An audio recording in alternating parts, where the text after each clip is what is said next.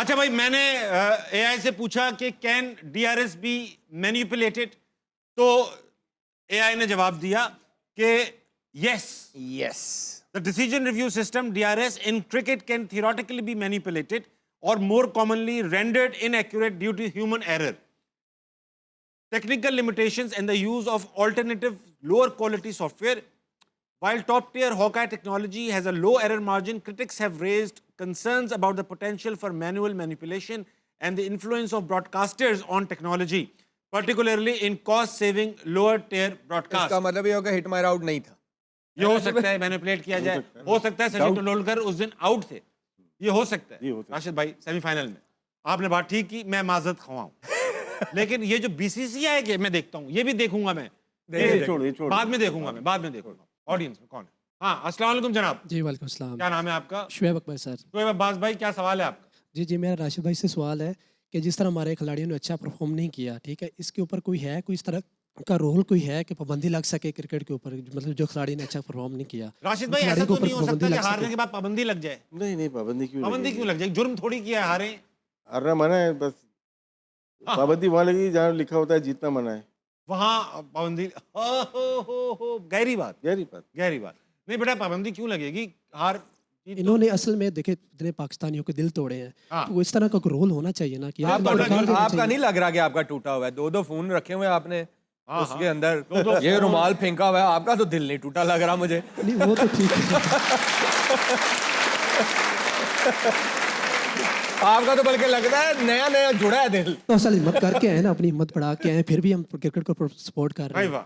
नहीं यार, ऐसा जुर्म नहीं है दिल तोड़ना, मतलब ये कुछ ना कुछ तो होना चाहिए ना। वैसे ड्रॉप हो जाते हैं ना, ड्रॉप हो जाते हैं, 3 से ड्रॉप होना चाहिए है, मगर वो भी नहीं होते, वो भी नहीं होते राशिद भाई। 2 वर्ल्ड कप, 3 वर्ल्ड कप हो रहे हैं। तो ये सारा जो आप फ्रस्ट्रेशन देख रहे हैं ना, वो यही है कि अकाउंटेबिलिटी नहीं होती। हाँ, बस हर दफ़ा एक डिस्ट्रैक्शन भेज दी जाती है कि कभी उसने हाथ नहीं मिलाया तो कभी प्लेयर को फाइन हो गया, इससे कोई फर्क नहीं पड़ेगा। कोई फर्क नहीं पड़ेगा, कुछ बेहतरी नहीं आएगी इन छोटी चीजों से। हाँ, अस्सलाम वालेकुम भाई। वालेकुम सलाम। क्या नाम है दोस्त? उमैर अब्दुल्ला खान। क्या सवाल है उमैर? मेरा हम तीनों से ये सवाल है कि जब आप लोग मैच के दौरान मैच खेल रहे होते हैं फील्डिंग में, तो कभी आप लोग नर्वस हुए हों या फिर फोकस आउट हो गया मैच से क्राउड की आवाज़ों से? अरे भाई, हजारों लाखों लोग बैठे होते हैं। आमिर भाई, आपने तो बड़े क्रिटिकल मैचेस में शोर सुना हुआ है, इंडिया के एशिया कप में, फिर चैंपियंस ट्रॉफी में शोर, तो इसमें आप लोग ये फोकस कैसे करते हैं? अच्छा, मुझे कभी कोई बड़ा मैच हो या प्रेशर वाला हो, तो आप जब तक ग्राउंड के अंदर नहीं ना गए तो शायद वो बटरफ्लाई होते हैं आपके दिल में, पेट में, कैसे लगता है यार क्या होगा क्या नहीं होगा।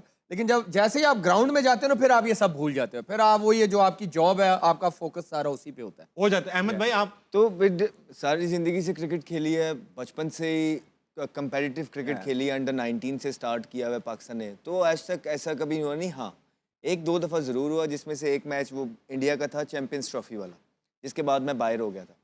उस पर अल्लाह की तबीयत भी ख़राब थी, पहला ही मैच इंडिया से, वो इतना शोर था कि शॉट मारी शिखर धवन ने कहीं को, शायद वो कवर डीप पे गई।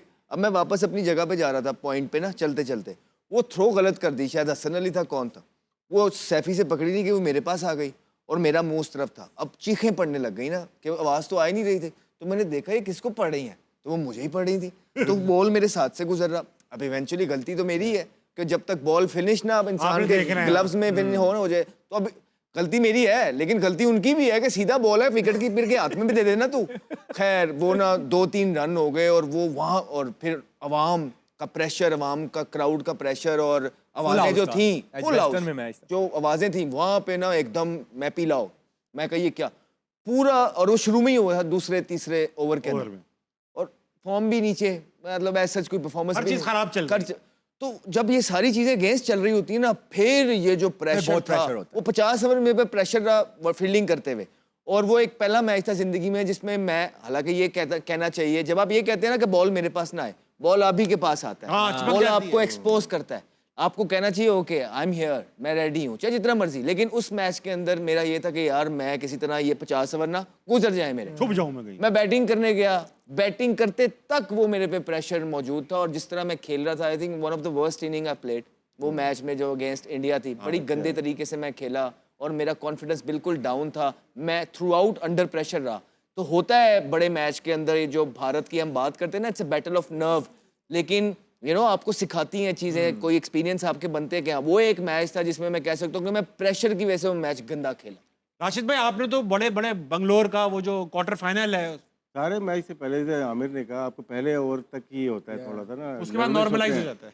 हाँ, नर्वस होते हैं कि अपनी परफॉर्मेंस होती है और फिर आप विजुअलाइज कर चुके होते हैं यार मैच में मुझे क्या करना है, और फिर ओकेजन ढूंढते हैं। ये बड़े मैच तो ओकेजन है आपके ना, आपको स्टार बनाने के लिए, सही बात। अच्छी परफॉर्मेंस देने के लिए। बेंगलोर में तो आवाज़ ही, जैसे ये लोग बता रहे हैं ना, वो तो बिल्कुल आवाज़ आती है। 75,000 थे वहाँ पे, और अहमद भाई, जो आप मैच की बात, ओपनिंग शुरू हुई तो साउंड ही नहीं, मतलब हम पॉइंट पे अगर थर्ड स्लिप में इंजमाम को भी आवाज़ दे रहा हूँ, आवाज़ नहीं जाती थी, बहुत आवाज़। तो फिर क्या इशारों से बताते थे? नहीं फिर ऐसे ही हाँ एक दूसरे कप्तान की तरफ देखना पड़ता है ना फिर आपको ऐसे मैच। अच्छा अहमद भाई, वो एजबेस्टन वाला जो मैच था, आप जब आउट होके गए तो बाबर अंदर आ रहे थे, तो आपने बाहर जाते हुए उन्हें कुछ बोला? नहीं बेचारा, उस मैच में ये लोग अच्छा खेले, इस मैच में नहीं, फिर उसके टूर्नामेंट सारे में गंदा खेले थे। हाँ, बाबर ने उसमें 8 रन बनाए थे। उसमें सब गंदा खेले थे, बाहर मैं हो गया था।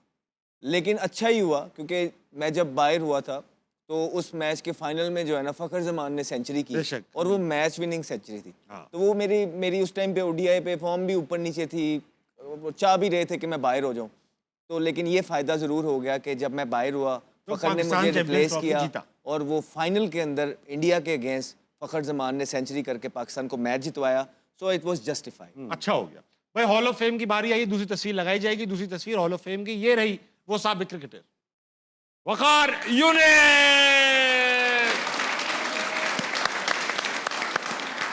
अच्छा भाई, मेरे फेवरेट बॉलर है, वसीम भाई से भी ज्यादा अच्छे लगते थे मुझे वकार यूनिस। मेरा एक्शन भी इन जैसे मिलता है थोड़ा एक जमाने में।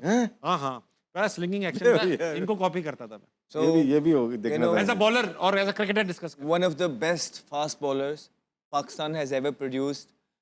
तो क्रशिंग यॉर्कर्स के लिए मशहूर जाने जाते थे। गोरे काउंटीज़ के अंदर इधर उधर इनकी बॉलिंग से घबराया करते थे।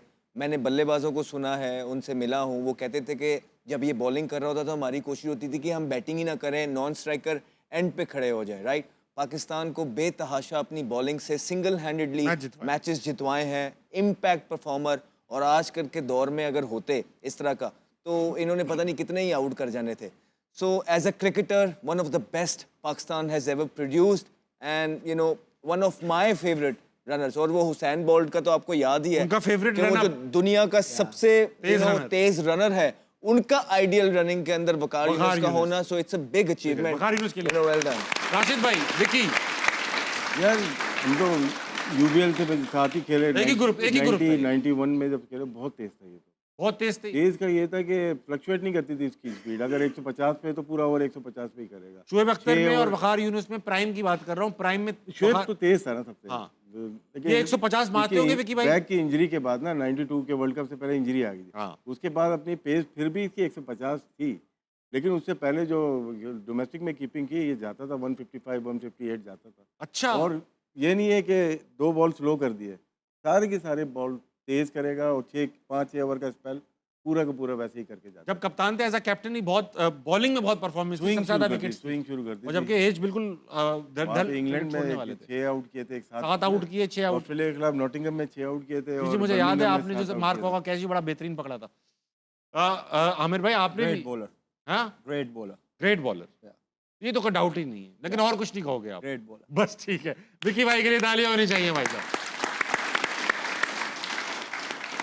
अच्छा, कल की प्रेडिक्शंस लूंगा आपसे मैं। कल सेमीफाइनल खेला जा रहा है, New Zealand versus south Africa. New Zealand versus south Africa. दोनों ही बहुत जबरदस्त टीम है, लेकिन करंट देखते हुए ना मुझे लगता है कि साउथ अफ्रीका ले जाएगा ये मैच। ले जाएगा। राशिद भाई, साउथ अफ्रीका, न्यूजीलैंड की तरफ हूँ। आप न्यूजीलैंड की तरफ झूल रहे।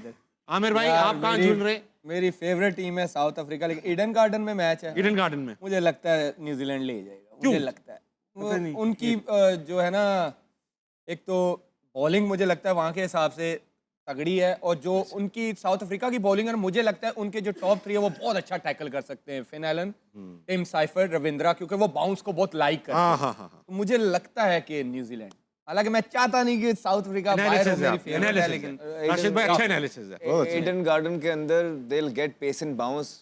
Rabada you'll rip through, Rabada नहीं छोड़ेगा। अच्छा भाई, अब ऐसा है, दोनों बाबाओं में जंग लग चुकी है, वो न्यूजीलैंड, वो साउथ अफ्रीका। न्यूजीलैंड और इंग्लैंड 2 टीमें ऐसी हैं जो श्रीलंका से खेलती हुई आ रही हैं। हाँ इनको ये एडवांटेज बेटर होगा कंडीशन Advantage होंगे होगा। उनके लिए। क्योंकि खराब पिचेस तो नहीं, ऐसी पिचेस थी जहाँ बॉल प्रॉपर्ली आ नहीं रहा, मुश्किल spinner pitches से थी, ज़्यादा। अब इनमें proper अब आएगी। यहाँ पे एक वैनकड़े में एक ईडन गार्डन, तो दोनों बहुत अच्छी pitches इसका फिर आप वाइस वर्सा भी ले सकते हैं कि साउथ अफ्रीका तो ऑलरेडी इन कंडीशन से फेमिलियर होगी, so they will know better Neck to neck मुझे ही लगता होगा, है neck उस to टीम neck के ही है। ज्यादा चांसेस होंगे जो सेकंड बैटिंग करे, क्योंकि रात में ड्यू भी पड़ती है ईडन गार्डन। ड्यू भी पड़ती है, ड्यू भी पड़ती है, ग्राउंड भी बड़ा है काफी Yes. Eden garden. अच्छा अब ऐसे you can be a huge Yeah, factor in the game. अच्छा अहमद भाई ये बताइए, यानी टॉस इंपॉर्टेंट होगा कल, Yeah. जो भी टॉस करे पहले बॉलिंग करे।